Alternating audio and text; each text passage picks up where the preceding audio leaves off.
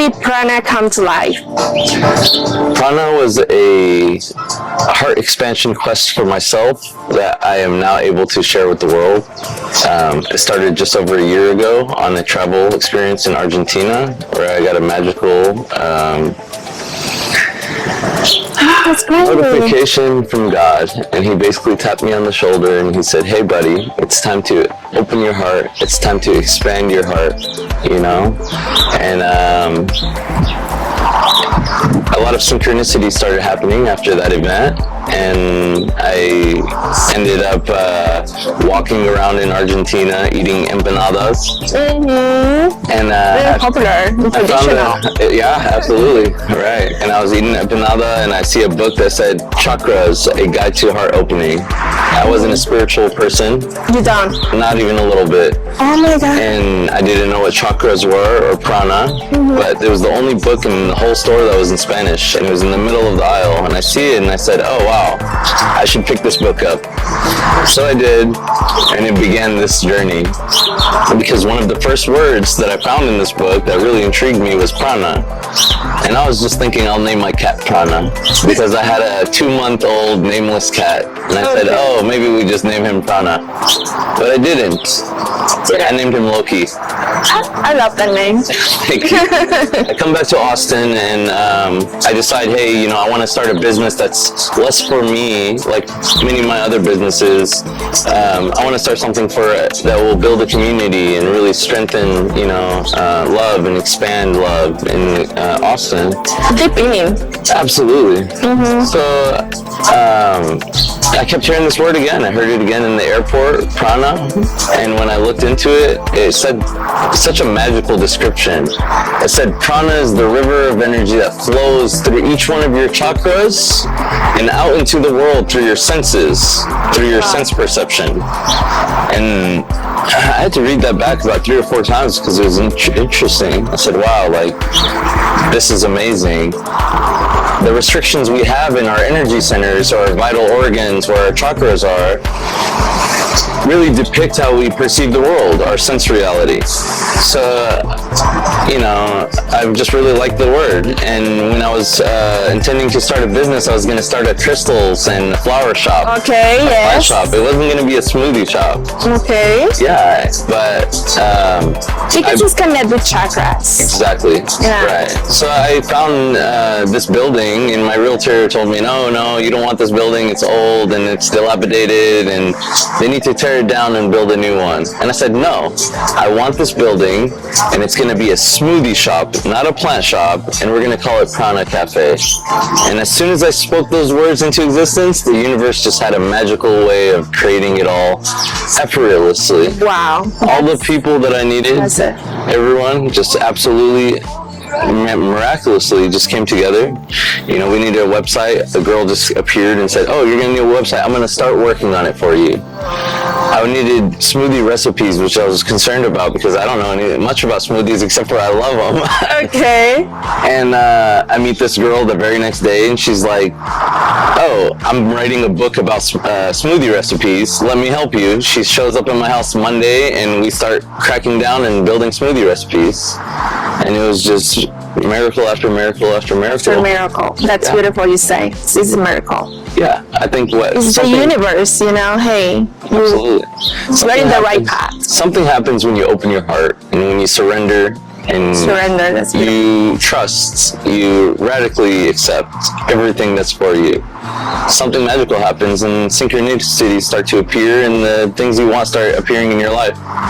If someone walks for the first time, what drink do you usually recommend? One of our drinks was created here by happenstance almost. We were all working on a chocolate smoothie, and it was just tasting regular. Nothing extraordinary, nothing special about it. And it was about 11 p.m. and this magical gnome of a man comes walking from across the street over there, and he walks over. And I opened the window and I told him, hey buddy, we're not open. We'll be open in about a month. Please come back. And he said, oh no, it's okay. I was just energetically attracted to the space that you have here.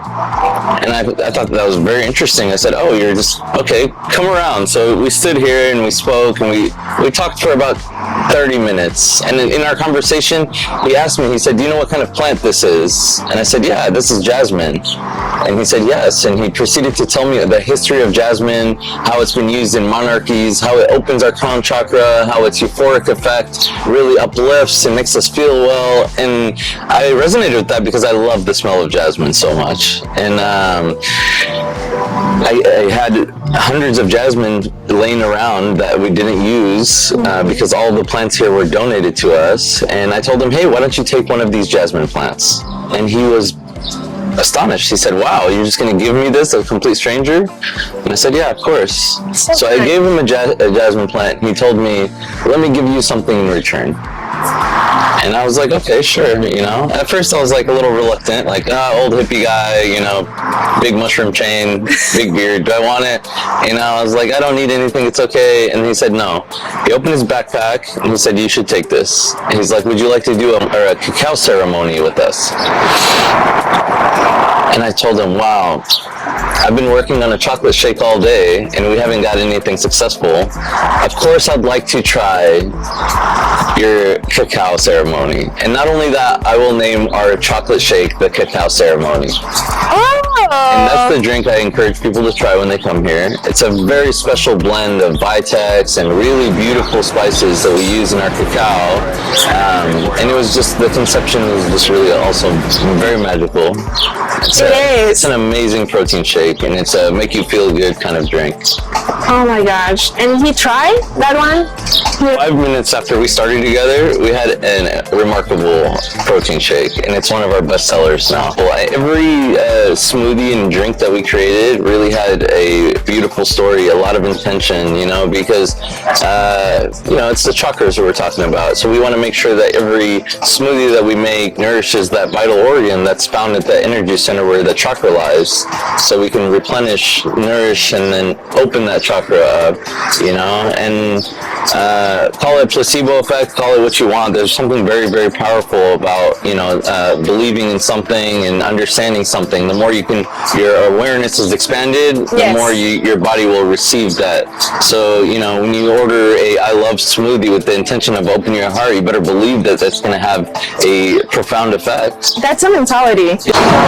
Who were you before creating Prana? I gotta say, I was a lot more close-hearted than I am now. You know, I was a serious person, and I was about business and just, you know, expanding these businesses. It was a meaningless pursuit. I didn't have all this joy in my heart and this love and this purpose, you know, and I think it's You have burned out seasons in the past? I used to have many burnout seasons. I haven't had one since I started this project, not even in a little bit, you know. I'm very motivated right now. And, you know, it's not easy to build numerous locations all at once and design so many things all at the same time. So, you know, previously I would have burned out a lot faster than this. But I feel more inspired and motivated than ever. I feel like, you know, we're just getting started. You know, we're a year in and things are really growing fast. And, you know, I feel grateful and lucky. That's great. If someone is watching and they feel they're right now in a burnout season for them, what do you recommend? I recommend aligning to your dharmic principles. And what I mean by that is finding that point of which you find what the world needs meets your natural proclivities and what you're really good at. If you can find that point, that's become this for me. But usually people find burnout because they're without meaning or purpose, or they don't find, you know, anything meaningful in what they're doing. The more you believe in what you're doing and you're inspiring others and you're seeing joy and change, you know, the less likely you are to burn out. Do you always know you want to open a place like this? No, I had no idea that I'd ever be in this business. I tell people, close relatives, of course, of mine all the time. I told them I could have took that big bundle of cash and put it very easily in an S&P index fund and let it grow, and it would have probably performed a lot better than this. this isn't something that I'm doing for financial gain. You know, it's a for-profit company, but you know, we hope to give back to the community and really grow this in like a really magical way. But did I expect to open a company like this? Never in a million years. You know, Wow. I come from the service businesses, so I have an air conditioning and a refrigeration company, a home cleaning business, and other construction and this sort of thing.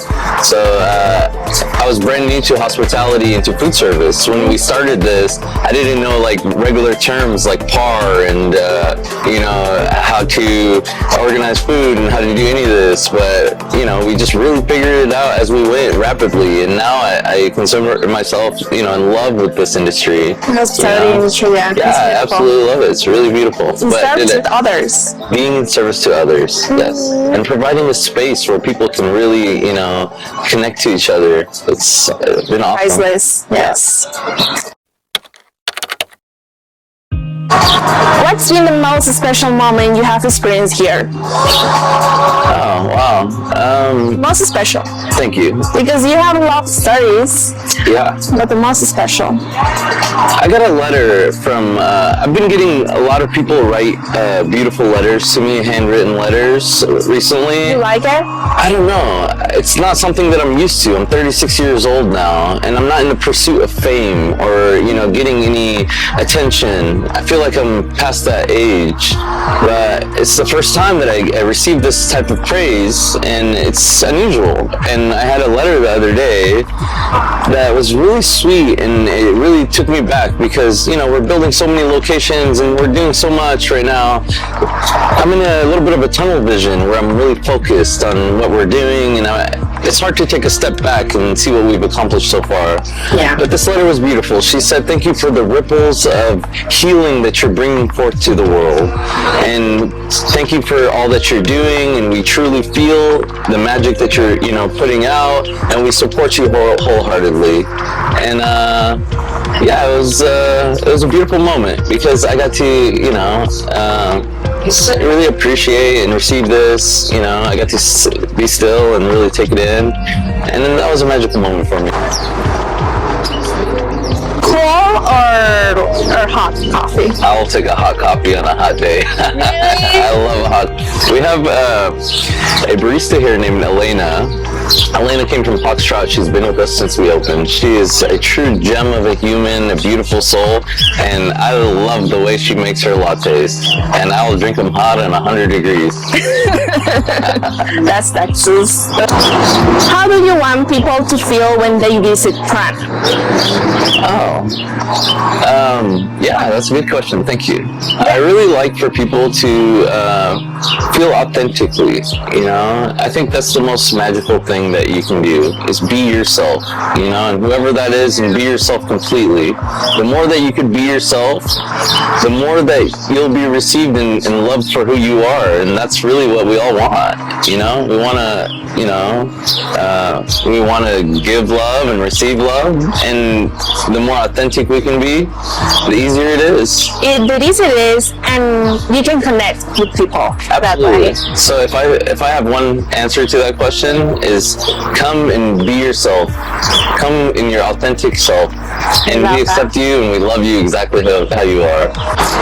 What do you dream for the future of this cafe? Okay, it's a little bit of an outlandish dream, but all great dreams start off as crazy. I've always had a symbol of the flower of life. It's been just prevalent in my life since I was a kid. Before I found spirituality, I've always admired and loved this symbol. It's concentric circles, and they overlap, and they represent the seed and the flower of life.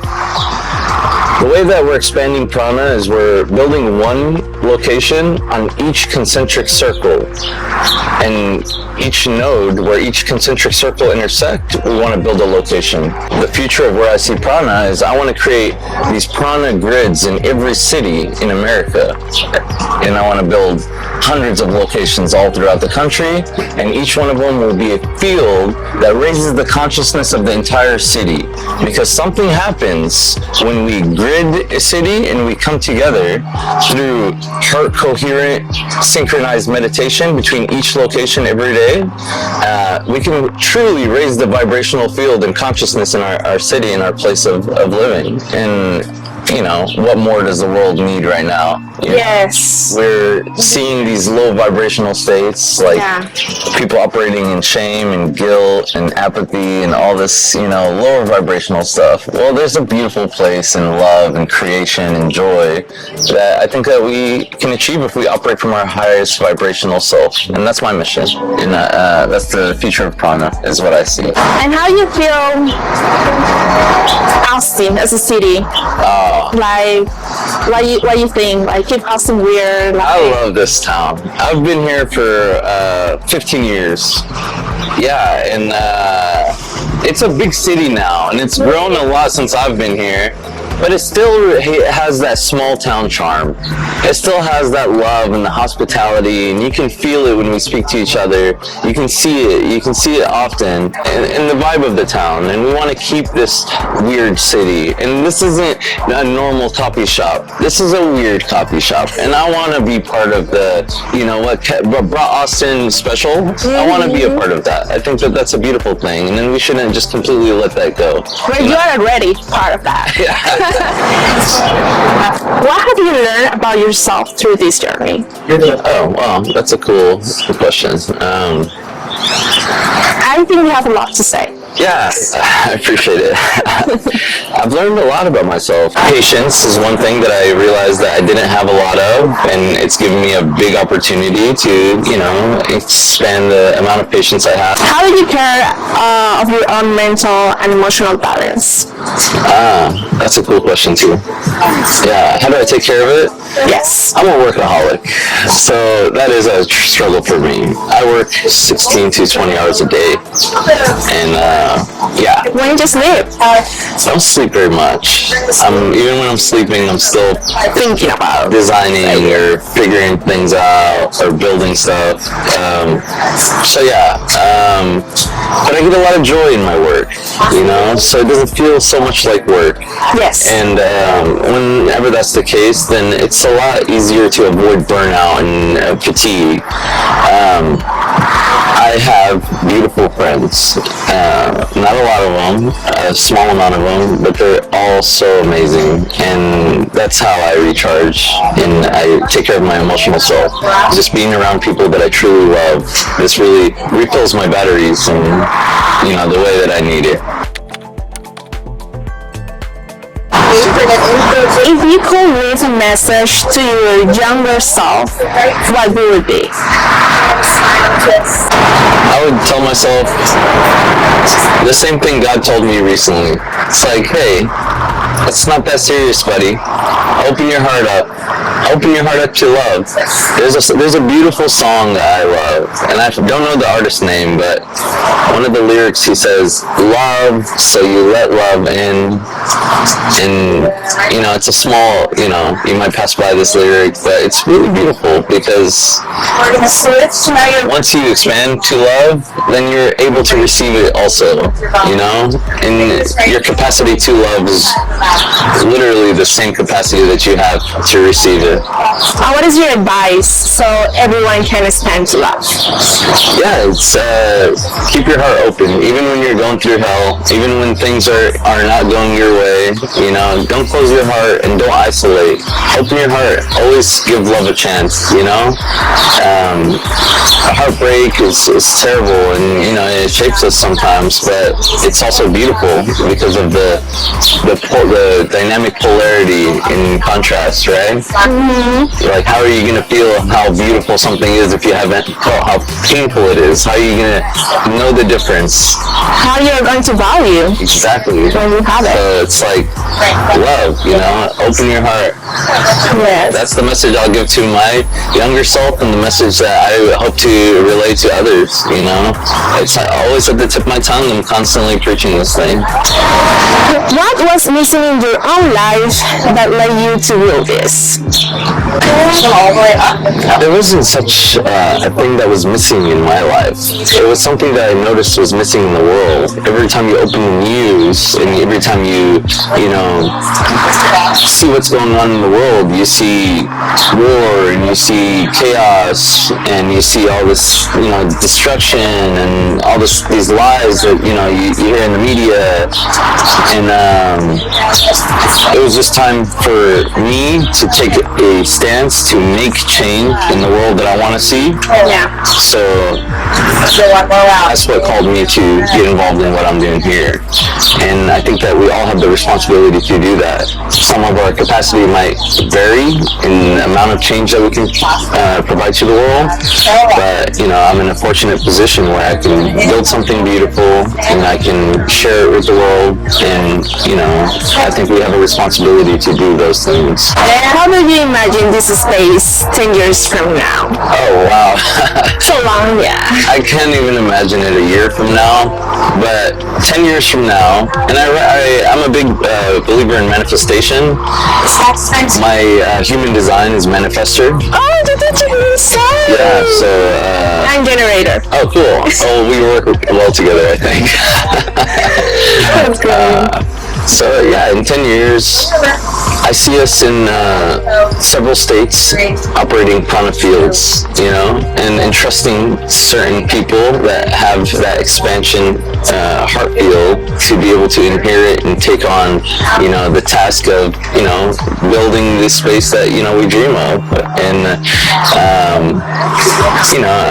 I think in 10 years that we can very easily be in, 5 different states, operating in Miami, Los Angeles, Chicago, in Texas, maybe New York. What's your favorite city here in the United States? Austin. Austin? By a landslide. If I could actually live anywhere in the world, and I would choose to live here because I love the city so much. There's something very magical. I consider it the center of the world. Prana Café is more than just a coffee shop. It's a space that breathes authenticity. From the moment you walk in, you feel it. A frequency of wellness, intention, and genuine connection. It's a place where energy speaks louder than words.